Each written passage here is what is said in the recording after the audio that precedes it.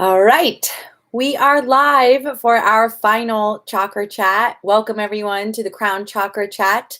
This is the 8th segment in our live chakra chat series. For those of you who've tuned into one of them, or all of them, or some of them, thank you so much for being here with me and allowing me this space and this time to practice teaching this material. It really means a lot to me. So I'm coming to you today from Fort Lauderdale. We're staying with friends this weekend, our really good friends, Linda and Jaren. So it's been really nice to catch up. I just got a mani-pedi for the first time in a year. So that felt really good to be serviced. And yeah, we're heading down to Miami for New Year's Eve to catch up with some more friends that we haven't seen in a while. So it's a very festive, celebratory time over here. And many of you are telling me in the comments where you guys are going for New Year's Eve or what your plans are. So I think it's really great to see how everyone is celebrating, no matter where you are in the world or whatever your interests are, right?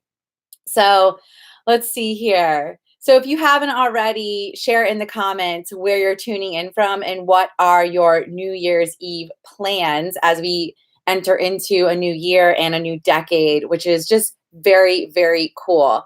When I think about entering into a new decade, I am going on 32 this year.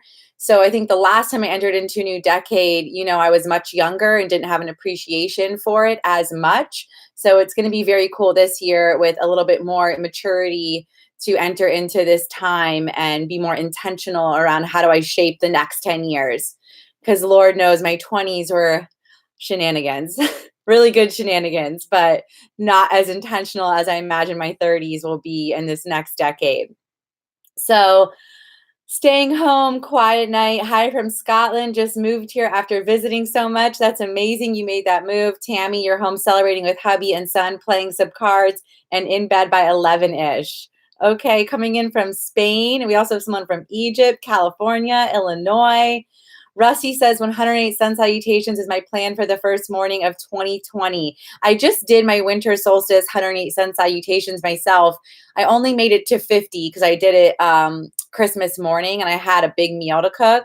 So I got through 50 and then did 108 mala meditation to wrap it up, but I did not get through all 108 and they were hard. They were hard. I forget how hard they are. And it was a modified version as well.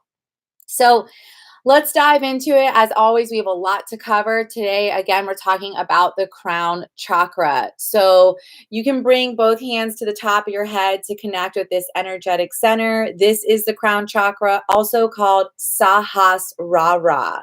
So the location is the top of the head, but it's also the nervous system and the cerebral cortex. So our ability to think, right? This new development we've had as species to formulate thoughts and as well as consciousness, right? So, and reaching higher realms of consciousness. But the location is the top of the head and the nervous system. And thank you, Mindy. I just got these earrings from my cousin. So, and they're nice and light. Anyway, the element of the crown chakra is thought. The color is violet or purple. The activity is knowing. The relationship to self is self-knowledge. The demon here is attachment. This is your right to understand. The purpose is awareness, intention, freedom, and liberation. So remember, we're traveling the liberation current. So it's going from root to crown. And so the crown chakra is the final chakra when we're working with this current, when we're traveling from the base of the spine up to the top of the head and beyond. So it makes a lot of sense that the purpose of the crown chakra, Sahasrara, is freedom and liberation, to no longer be attached to many of the things that keep us down in the lower chakra realms, right? The demon is attachment. We're trying to move away from attachment and experience freedom and liberation. Now, the goals here are knowledge, awakened consciousness, and the ability to tap into higher realms of consciousness, a spiritual connection of some sort, whatever that means for you in your personal life, a healthy belief system, and tapping into experiences of wholeness. So that's the basic knowledge that you need to know about the crown chakra. Now, when we look at the demon, which is attachment, we're looking at how we attach to thoughts or beliefs that are keeping us small, that are keeping us in a negative feedback loop, that are keeping us behaving in a certain way. So repetitive behavior that we're experiencing, feeling, and seeing over and over. So whatever is manifesting as an attachment that begins in consciousness and then formulates as an actual behavior or action.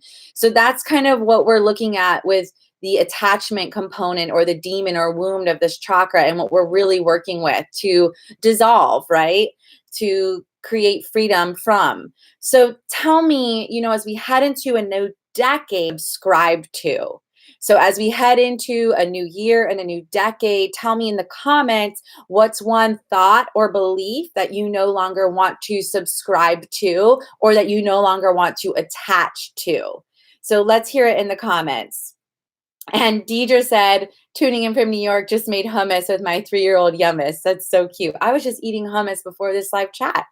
So let's see. Ken said, lack of money is a belief or a thought you no longer want to attach to. Let me hear what else you guys are thinking in the comments. There's over 60 of you live here. Remember, participating in the comments is a way to enliven and enhance this experience and make it much more impactful for myself and all of us. Okay. Doe said self-criticism and self-loathing. Yukon, I no longer want to be a prisoner to my negative thoughts. Freedom is yours. Chelsea, I don't deserve blank, whatever fills in for that day. Yeah. Christy, perfectionism. Kirsten, cigarettes. Kaylee, downplaying your self-worth. Sherry, guilt. Shayna, self-doubt, self-sabotage. Polly, that I can't do things. Physical limitations. Awesome. Awesome. If you haven't written in yet in the comments, what is one belief or thought you no longer want to subscribe to or attach to moving into the new year or into this new decade? Please take a moment to write that into the comments and bring it to life, right? When we type something into the comments, when we write it down on paper, it's just bringing it to life, bringing it above the surface, and, right, developing an awareness in our consciousness like, oh, that's something I'm dealing with, and I would like to work on that. So that's what's happening as we participate, right? So thank you for everyone doing that. Let's move straight into the pillars of the crown chakra. So number one is your belief system. And this is such an important component of the crown chakra.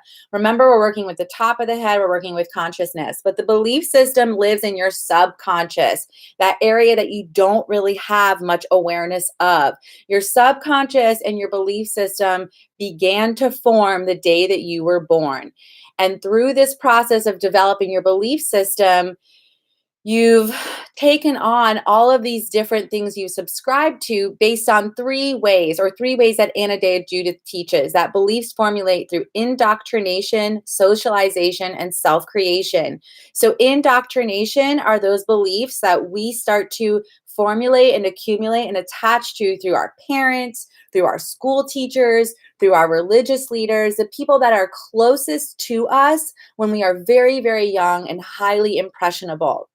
Right? We then move into socialization. So we've already begun laying down networks of beliefs. Like, just imagine a foundation of a home being built and all of the foundation being laid down through different materials and different processes. And that's kind of how our belief system begins, right? The moment we're able to understand, and it doesn't have to be through speech, it's emotional intelligence too. It's the subtle body we're talking about, the energy that we're picking up on.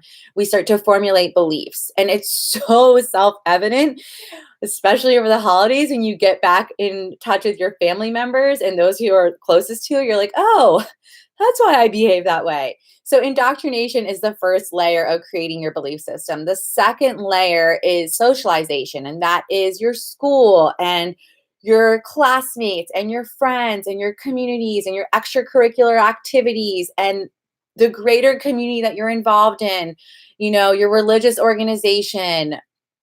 Also, socialization is the messages you're receiving through the TV, through the radio. What is your culture like? What is the country that you were born into, the city that you live in, your socioeconomic status? All of that is socialization. And through that lens of living, we develop more beliefs about ourselves.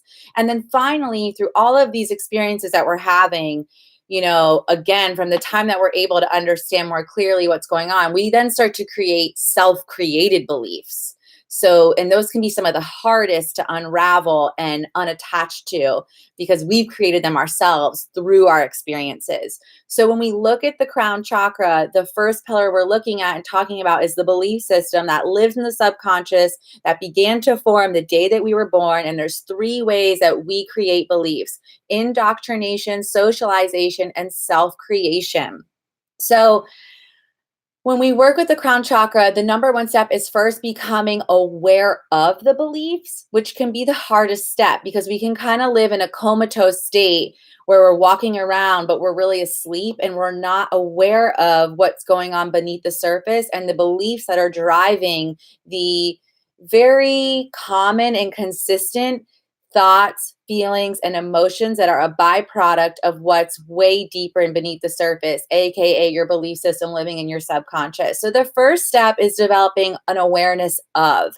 And then the second step is using several different practices that I use at my retreats that we will be using inside the Body Mind Soul Studio this year, since we're focusing solely on the chakra system, where we'll use several different practices: physical yoga, meditation, pranayama, writing, affirmations, restating a belief over and over to try to remove an old belief and plant a new belief seed. And planting a new belief seed can only happen through repetition and consistent practice with it.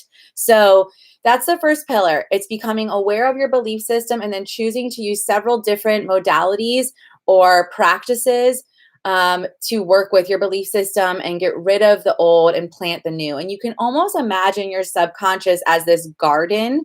And just like any garden, you would need to consistently pull out the weeds, right? And then you would put down healthy soil, new seeds to grow new plants, right? So it's something that has to be a consistent practice. You really got to stay on top of it if you want to reprogram your belief system. I myself have never actively done it for a consistent period of time.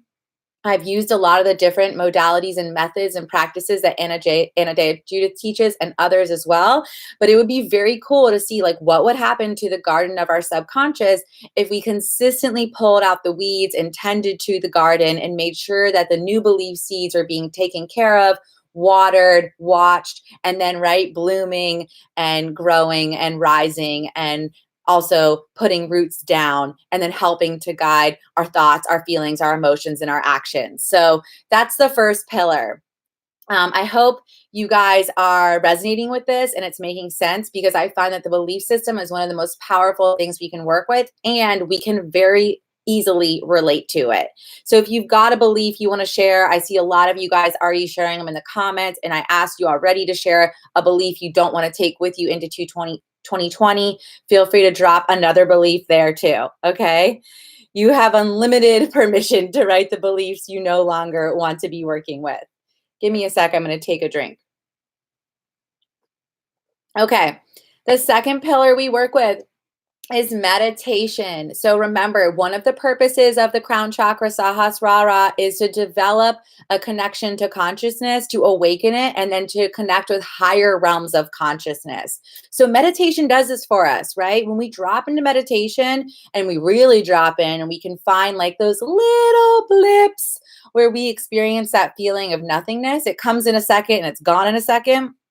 But in that moment, and just through the stillness and the silence of a meditation practice, we are connecting to consciousness, and we are revealing and uncovering higher realms of consciousness that we know exist, right? We know our brains are massively powerful. And so a consistent meditation practice, and why this is a pillar, is it aids in removing mental indigestion. So you can think of how you'd have heartburn or indigestion from eating too much.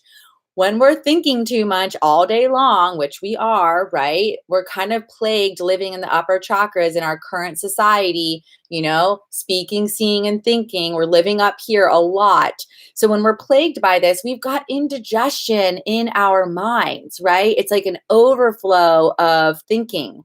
Remember, the activity here is thinking, and it's your right to understand. But I would guess that most of us are in excess here. We're thinking way too much. So Meditation is a way to clear the mental indigestion. It's also a way to cleanse your mind, just like how you cleanse your body daily, or if you're like me, maybe twice a week in a shower, but still, I still bathe like twice a week, and I'm cleansing the dirt and the grime off of my body. And it's that same concept. When we drop into meditation, we're cleansing what's going on up here so we can begin again, feel fresh, feel rejuvenated, right?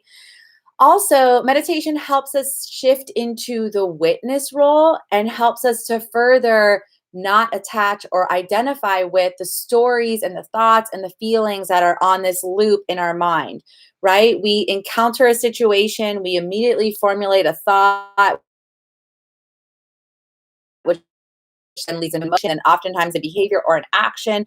And so meditation helps us slow that process down. So hopefully we can be more proactive versus reactive. And we talked about this in the third eye chakra chat a lot about with family and friends and the holidays and lots of activities and gatherings and trying our best to not fall back into repeated patterns of how we've always behaved. And whether we did that successfully or not, meditation is an invitation to slow down that process so we can become the witness to what's happening. Because all that happens in like a snap, right? So it helps us slow it down. Also, meditation, I love to look at it through this way because I think a lot of us really struggle with meditation and developing a consistent practice. And through the Body Mind Soul Studio and all of my students that are in there and all the yogis, I know from all of us sharing that we struggle with meditation because it's uncomfortable. It's highly uncomfortable to sit down with ourselves, remove all distractions, and then sit silently and hope that a good experience is happening, that we're going to have a great result on the other end. And the reality is meditation takes years to cultivate the practice, and it is a practice. That's what it's for, but it's highly uncomfortable, which is why many of us, we don't commit to it, or we commit to it and then we stray from it. So this is a new way to look at meditation, and I love this new way to look at it, is that it's a moment of privacy. It's a reprieve from everything that feels heavy. It's a way to create space for new ideas, for you to answer big questions that you haven't been able to answer, right? They've just been this big puzzle with a giant question mark. And sometimes the answer will just filter in magically without you having to force it. It's a way to reflect, right? To develop a greater awareness or understanding of anything that's happening in our lives.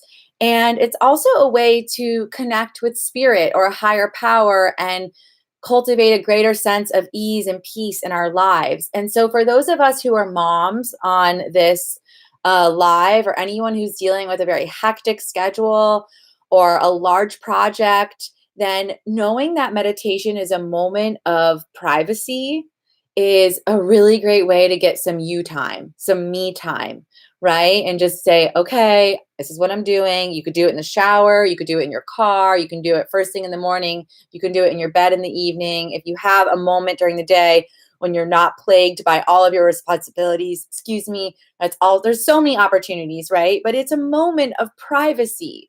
It's for you to be you without any of your other roles and identities and responsibilities. And I find that's a really refreshing way to view meditation through or as, okay? So you guys are sharing a lot in the comments. I'm freaking loving it. Justine said meditation grows gray matter in the brain. Yeah, that white space, that ability to filter in new ideas. I know when we are on our long sailing passages, they feel like one giant meditation because eventually you run out of stuff to talk about and so you barely talk for hours and hours and days, and the ocean just repeats itself over and over, and it becomes a very meditative experience. And I've had some of my best, most amazing ideas and breakthroughs and moments of clarity when I'm on my night shift and it's just pitch black and there's the stars outside and it's just hours of me sitting there with no distractions. And it's been some of the most amazing times to cultivate that gray matter. So thank you, Justine. Okay, finally, let's move into the last pillar I want to talk about, which is unification or wholeness. So this is the goal of every spiritual doctrine. When we look at yogic philosophy, all of the paths or all of the teachings lead back to this. When we look at the 8 limbs, when we look at the chakra system, when we look at the kosha system, when we look at Ayurveda, when we look at Hatha yoga, when we look at Kundalini yoga, All of them are trying to bring us back to a state of homeostasis, balance, equanimity, equilibrium. It's all leading back to the same principle. So the crown chakra, being the final one in the system, is absolutely lending to more experiences of wholeness and us trying to become more aware of them. So using this thought element or consciousness to be more present and more aware of moments that we are experiencing wholeness. And just like meditation, they come in blips. They're here and then they're gone. They're here and then they're gone. And so it's us becoming more aware of them. I know for those of us who practice yoga and we have a nice long shavasana, you can absolutely have moments of wholeness there where everything feels as it is, right? And so the crown chakra is a way to start noticing more and more, like, how is there wholeness outside of me, without me in the universe? And how is that interplaying into the wholeness that exists within me? Because there is this greater intelligence that we witness and see in nature, in the universe, that's also available to us and happening within us. Just think about how our bodies are able to live and all of these systems are running seamlessly without us doing anything. Like, that is a feature of wholeness that has been encoded into our being, that's also existing outside of us in nature. And so using this ability to think and be aware of, okay, like, there are moments of wholeness, they are available to me, I just need to become a little bit more present so I'm available to them, right? So tips for accessing wholeness are, you could look at meditation.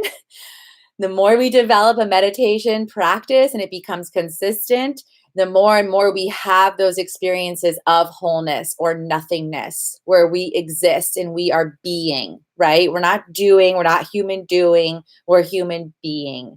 Another great way to access wholeness is through volunteering, right? Seva, or selfless acts of service. It brings us back down to earth. It gets us out of our head. It reconnects us with humanity. It shows us what's going on in the world. So seva, acts of volunteering, is a great way to come back to, return to, experience wholeness. Finally, devoting your practices or your life, but your yoga practices or any of your spiritual practices to God or a higher power, which is called bhakti yoga, is a really great way to develop and connect to moments of wholeness. So let's recap really quick. The three pillars we talked about today are the belief system, becoming aware of it and working with it, and imagining your subconscious as a garden and pulling the weeds out, the limiting and false and effed up beliefs that are holding you back, and planting new belief seeds, and then taking care of those seeds. So the belief system. Number two, meditation, prioritizing it. And number three, opening ourselves to and becoming aware of moments of wholeness. So tell me in the comments, guys, which of those three pillars do you want to work on the most? Do you want to work with your belief system, focus on meditation, or become more aware of and attuned to moments of wholeness? So let's hear it in the comments. What are you guys feeling for the new year and the new decade? Like, it's a new decade. Okay. Christy, volunteering is the highlight of my week. Christy, where do you volunteer, babe? Let's see here. I really love how much you guys are all connecting and talking to one another. Thank you so much for being so involved and participating. Let's see. Sarah said meditation. Mary said belief. Justine said meditation. Deidre said belief. Kelly said aiming for 365 days of meditation. Me too, sister. I think Mindy on here is doing that as well. I'm going to be doing mala meditation with a mantra all year long. Okay. Holly, belief system. Grace, belief system. Kirsten, meditation. Awesome. Moments of wholeness, working on meditation. Really great. Really great. For those of you that are interested and you're not in the Body, Mind, Soul Studio, it reopens in January, and February and March are fully devoted to the crown chakra and developing these practices. So we'll be working with the belief system very intimately, developing meditation practice. I'll be on you guys like white on rice to stay with your meditation practice. And through all of that, we're going to absolutely experience more moments of wholeness, open ourselves to ideas, set intentions, and then work down the other way through the manifestation current. So let's keep going. Suggested practices. Setting a daily intention as your prayer is going to connect you, number one, to spirit or a higher power. And number two, it's going to help to direct your attention, remember your third eye, onto what matters. So every morning, finding a way to set a daily intention, it takes minutes, moments. Get out your journal. You could meditate beforehand. You could pull a deck card if you're working with any kind of deck. Card deck. You can do anything. You could practice yoga. You could go for a run, whatever you want to do, pranayama, and then set an intention for your day. Or you could do none of that and just open your journal and set an intention from your day. Remember, intentions come from within and they guide our awareness and our intention. So first suggested practice is setting a daily intention. Do you cultivating a consistent meditation practice? Absolutely. Third suggested practice, prioritizing stillness and silence. Now, the difference here between meditation is this could be taking a walk outdoors, taking a bath, like doing anything, but really letting yourself be there in silence and just feeling what that feels like to sit with yourself and sit with your thoughts and be aware of what's happening inside here, right? And again, that moment of privacy and a reprieve from everything that feels heavy. So that's the third one. The fourth one, find ways to connect with spirit and step into the sacred. So find what feels holy for you. Is that going to a synagogue? Is that going to church? Is that volunteering? What is that working with the moon cycles? Like, is it working with the chakra system? Is your yoga practice your spiritual outlet? What feels holy to you? What feels spiritual? What is connecting you to this inner essence that exists within and also that lives without, right? Outside the universe. What is that for you? And can you make it a little bit more consistent? I know a lot of people inside the studio like to work with the moon. I know many of us are also religious with our faith practices. So all of us are going to have a different flavor here and a different outlet to connect with spirit. I would love for you to tell me, just so we can see how eclectic all of us really are, that there's so many different avenues to get to the same destination. How do you guys connect with spirit? What does that mean for you? Is it going to a religious organization, a faith-based service? Is it volunteering? Is it your yoga practice? What is holy and sacred to you? So tell me that in the comments. I would love to just see where everyone's at. I think it's very interesting. The next suggested practice is commit to learning something new. Remember, this is your right to understand. The activity is thinking or knowing. The element is thought. So anytime we learn something new, we're tapping into consciousness and we're developing a greater ability to use consciousness. So committing to learning something new, right? Guitar, a language, a yoga teacher training, additional yoga teacher training, going back to school, learning how to bake something, learning how to make candles, like whatever you want to do, learning something new, making our brains work through a new perspective. I want to circle back though and see how everyone connects with spirit. Yoga practice, mantra concerts, singing, yoga practice, not just asana, yoga, morning prayer and meditation, candle magic, smudging, church, meditation, nature, going into nature, mantras and prayers, awesome. Moon cycle rituals, yoga sound healing, cacao ceremonies. Mindy said through moon cycles, setting a daily intention through affirmation or tarot cards in my yoga practice. I love working with cards too in the morning and setting a daily intention. Let's see here, yoga practice, meditation, listening to yogic music, learning tarot. Awesome. And then tell me also in the comments, what's something new you want to learn this year? For me, I would like to finally commit to my yoga anatomy course that I bought several years ago, which is embarrassing to even admit. I bought a course several years ago on Yoga International. And I've yet to do it. Like, I find every excuse to not do it because Lord knows it is uncomfortable to sit down and learn new information and like really make myself do it.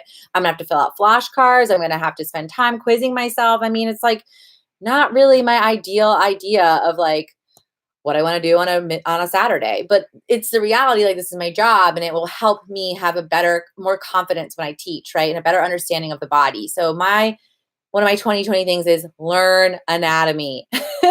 What do you guys want to do in 2020? What is something you want to commit to learning? Let's see. Megan said, I want to finish my yin YTT. Chelsea, learn everything about the chakras. You're in luck. That's what we're doing all year in the Body, Mind, Soul studio.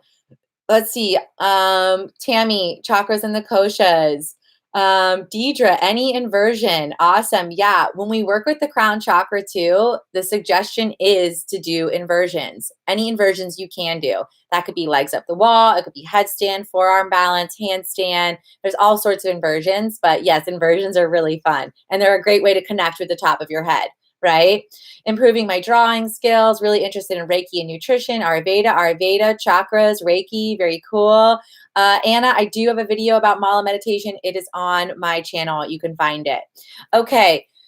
The very last one, and this isn't going to be a surprise because we talked about it as a pillar, is that the last suggested practice is working with your belief system, right? And so that takes a lot of work, a lot of commitment. It's uncomfortable, but it's absolutely a suggested practice for the crown chakra. So, whew, that was a lot. That was a lot. So to recap, the pillars are belief system, meditation, moments of wholeness, becoming more aware of them. Suggested practices are daily intention setting, a consistent meditation practice, stillness and silence, finding ways to connect with what's holy and sacred to you, committing to learning something new, working with your belief system. So 6 suggested practices.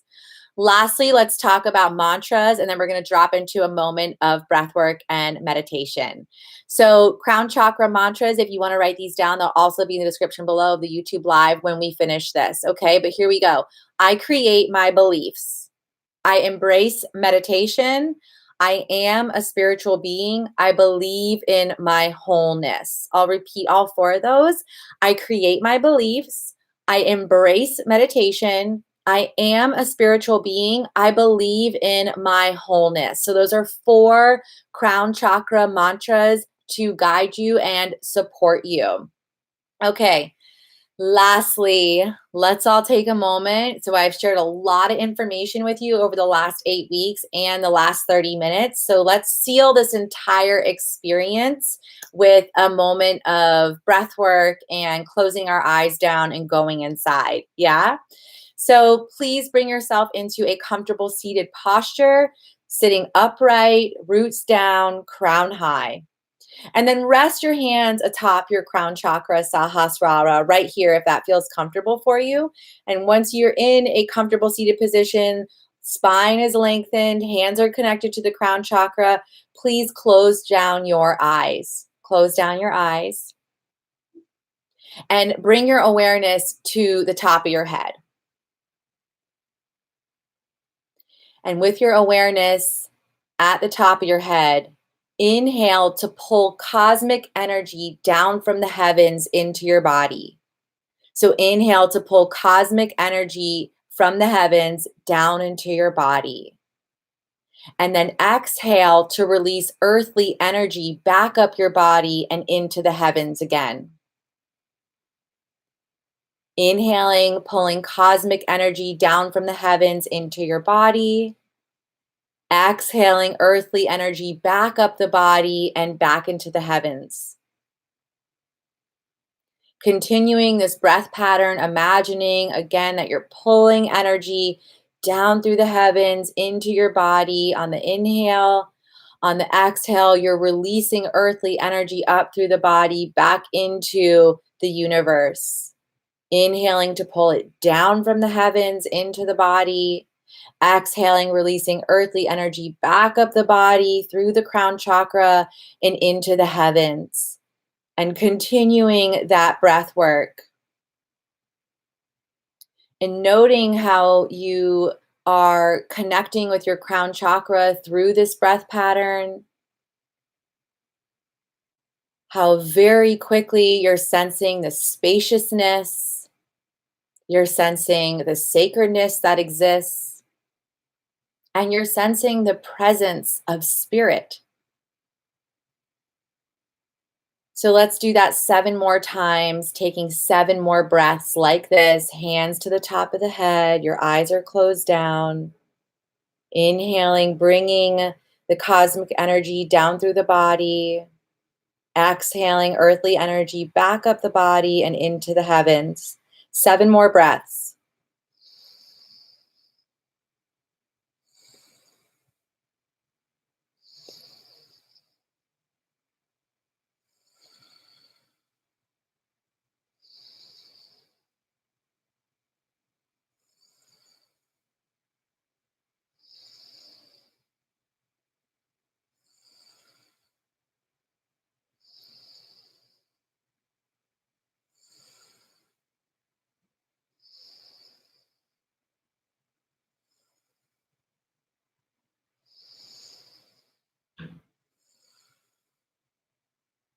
And keep your hands where they are and repeat after me. Om Namo Sahasrara. This is my right to understand. And when you feel ready, you can open your eyes and release your hands. Ha. How do you feel right now? How do you feel? What's one or two or three words after that very short but effective stillness practice? So tell me how you're feeling. While you guys are writing how you're feeling in the comments, Deidre said, whew. Okay, while you're writing that in the comments, some really important things you need to know. Number one, in just a few days for New Year's, I am sending you a package of celebratory goods. So I'm sending you a total body New Year's vinyasa class. Also, a New Year's workbook. So, this really great Celebrate Yourself New Year's workbook to help you pause for a moment before you set any resolutions or create any dreams or write any goals down, to help you pause and reflect on 2019 and the last decade, and then brainstorm some dreams that are in alignment with the highest version of yourself. So, you've got a beautiful New Year's workbook coming to you called Celebrate Yourself, and a total body New Year's vinyasa class too that'll be landing in your inbox on New Year's Day. I absolutely don't expect everyone to do it on New Year's Day. I'm going to have a few glasses, maybe too many, on New Year's of champagne. So I probably won't be participating on New Year's Day, but the class will be available and waiting for you, as well as the workbook. And then shortly right there after New Year's Day and after this celebration that I'm sending you, these package of celebratory goods, I've got a brand new chakra challenge coming your way, and we're going the opposite way. So we'll be going from crown to root this time, but it'll be a private challenge. You'll have to sign up for it. There'll be an amazing workbook included with it, and lots of other extra perks and experiences when you join and sign up, right? So there's lots of fun stuff coming your way. And then the Body Mind Soul Studio will be opening for the entire year. So if you're interested in this chakra system and you're interested in the manifestation current, which is what we'll be doing in the free challenge, this is your opportunity to really work with it very intimately. It's going to be absolutely amazing. Finally, if you're looking for a vacation to go on and you want to combine the chakra system with your yoga practice, with adventure, with meeting our community in person, which is so amazing, we've got 3 spots left at our upcoming Costa Rica Chakra Yoga Retreat. You can find out more about that in the description below. So thanks so much, everyone. Happy freaking New Year. Happy 2020. Happy new decade. This has been amazing to come together for 8 weeks in a row and work through this material. Thank you for providing the space and the outlet for me to teach it, and for showing up and being part of it. It really means so much. You guys give me the confidence to keep doing this work. So, all right, I'll talk to you on New Year's Day. I'll be in your inbox with your package of celebratory goods. Christy, you are Bali bound. I can't wait to meet you there. Happy 2020, everyone.